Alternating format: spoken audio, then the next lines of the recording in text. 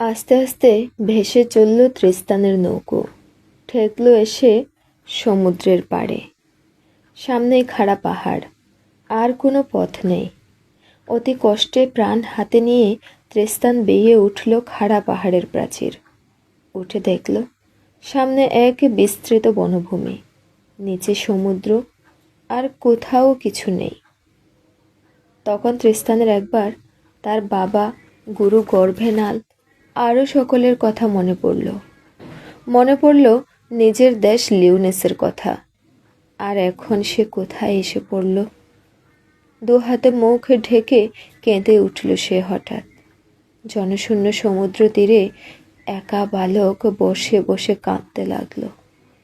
আপনারা ভেবে দেখুন সেই অসহায় দৃশ্য। কিছুক্ষণ পর হঠাৎ দূরে মানুষের শব্দ পেয়ে ত্রিস্তান চোখ খুলল। কয়েকজন অশ্বারোহী একটা হরিণকে তাড়া করে আসছে। বাণবিদ্ধ হরিণটা এসে লুটিয়ে পড়ল ত্রিস্তানের কাছেই।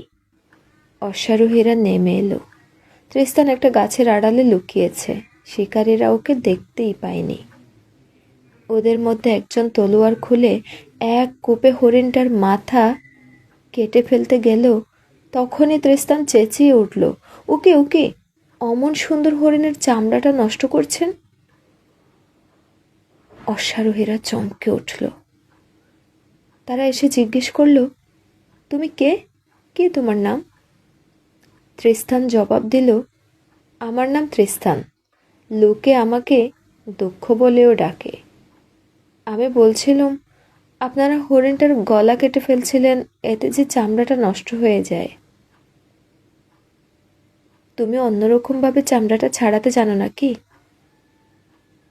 আগে হ্যাঁ, যদি অনুমতি করেন আমি চামড়া ছাড়িয়ে দিতে পারি। একটা ছুরি চেয়ে নিয়ে নিপুণ হাতে ত্রিস্তান হরিণটাকে চিরতে লাগলো। একটু পরেই মনে হলো ওখানে যেন দুটো হরিণ আছে। একটা হরিণের খোসা আর একটা ছালহীন মাংসময় হরিণ। তারপর ত্রিস্তান হরিণের মাংসগুলো পৃথকভাবে কাটতে লাগলো। অশ্বারোহীরা জিজ্ঞেস করলো, তুমি কোন দেশ থেকে এসেছো? তোমার বাবাকে? এরকম চমৎকারভাবে হরিণ ছাড়াতে তো এদেশের কেউ জানে না। ত্রিস্তান এখন বুঝেছে সব জায়গায় সব কথা বলা উচিত নয়। সে বলল, আমার দেশের নাম লিওনেস।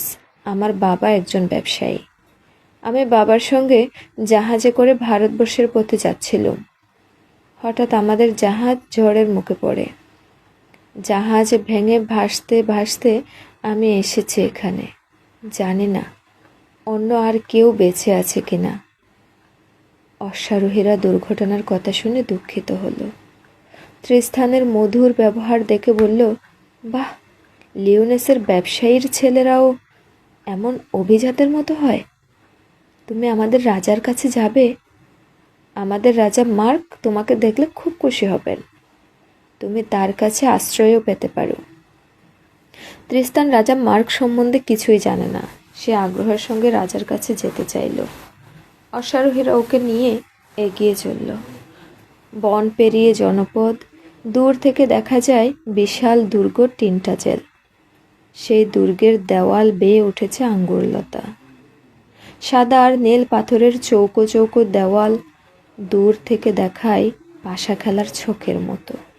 লোকে বলে, পুরাকালের দৈত্যরা এই দুর্গ বানিয়েছে, নইলে মানুষের কি সাধ্য এত বড় দুর্গ বানানো। টিনটাজেল দুর্গ দেখে ত্রিস্তান অভিভূত হয়ে গেল।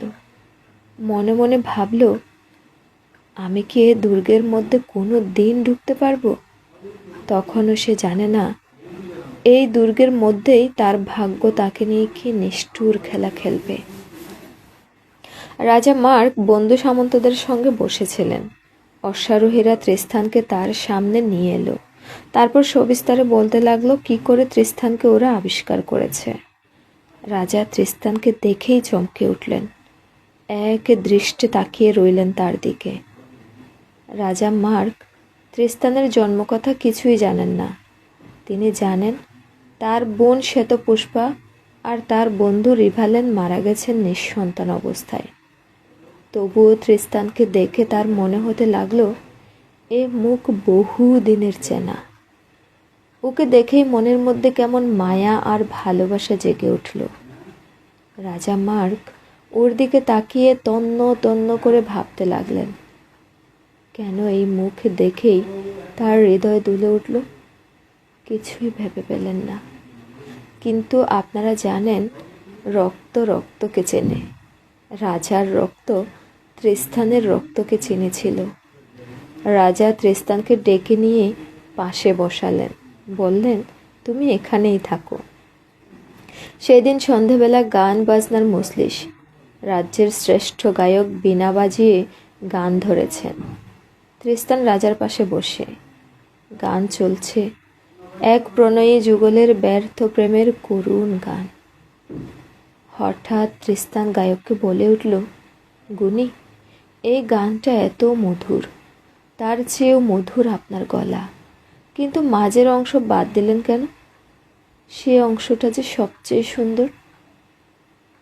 গায়ক নিজের গান শেষ করে বললেন, আমি মাঝের অংশটা জানি না। তুমি জানো না কি? লিওনেসের ব্যবসায়ীরাও কি তাদের ছেলেদের এসব উচ্চাঙ্গের গান শেখায়? তুমি সেই অংশটা গেয়ে দেখাতে পারবে? তৃস্তান বিনীতভাবে বীণা যন্ত্রটা তুলে নিয়ে গান ধরল। সেই সুরের মূর্ছনা বাতাসের স্তরে স্তরে ঘুরতে লাগলো, যেন বাতাসই হয়ে গেল সুর। সেই ভাষায় সুর ছাড়া আর কিছু নেই। পুরুষের কৈশোরের কণ্ঠস্বর নারীর চেয়েও অনেক মিষ্টি, অনেক সুরেলা হয়। তৃস্তানের সেই মিষ্টি রিনরিনে গলার সুরে সভাগৃহ যেন কাঁপতে লাগলো। গান যখন শেষ হলো, তারও অনেকক্ষণ পর্যন্ত সমস্ত সভাস্থল নিস্তব্ধ। রাজা উঠে এসে তৃস্তানকে আলিঙ্গন করে বললেন, ধন্য সেই গুরু যে তোমাকে গান শিখিয়েছে। তোমাকে দেখা মাত্রই আমার মনে আনন্দও হচ্ছে, দুঃখও হচ্ছে। কেন জানি না, তোমার গান আমাকে অনেক দুঃখ ভুলিয়ে দিল। এরকম শুদ্ধ সঙ্গীত মানুষের মনও শুদ্ধ করে। তৃস্তান, তুমি আমার কাছে থাকো, তুমি আর কোথাও যেও না। আমার হৃদয় বারবার তোমাকে আঁকড়ে ধরতে চাইছে।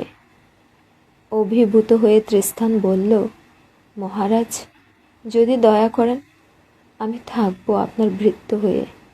আমি হব আপনার শিকারের সঙ্গী, আপনার বীণা বাদক।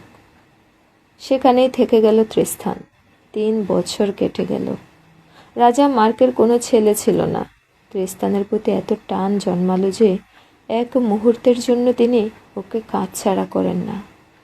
রাজকার্যের সময়ও তিনি তৃস্তানকে ডাকেন পরামর্শ দিতে। রাজার মন খারাপ হলে তৃস্তান বীণা বাজিয়ে শোনায়। রাত্রে রাজা যখন শুতে যান, তৃস্তান শুয়ে থাকে তার পাশের ঘরে। দেশের সব লোকও ভালোবাসে তৃস্তানকে। আপনারা জানেন, সৎ কবি কখনো কাব্যগাথা অনাবশ্যক দীর্ঘ করে না। বাজে কবিরাই কাহিনীকে অকারণে ফেনিয়ে তোলে। রাজা মার্ক তৃস্তানকে কত রকমভাবে স্নেহ দেখাতেন, সে কথার আর বর্ণনা করে লাভ নেই। আমাদের মূল বিষয় তৃস্তানের বুক পোড়ানো ভালোবাসা। সে কথায় আমরা এখনও আসিনি। তার আগে তার পূর্বকথা সংক্ষেপেই সেরে নিতে চাই।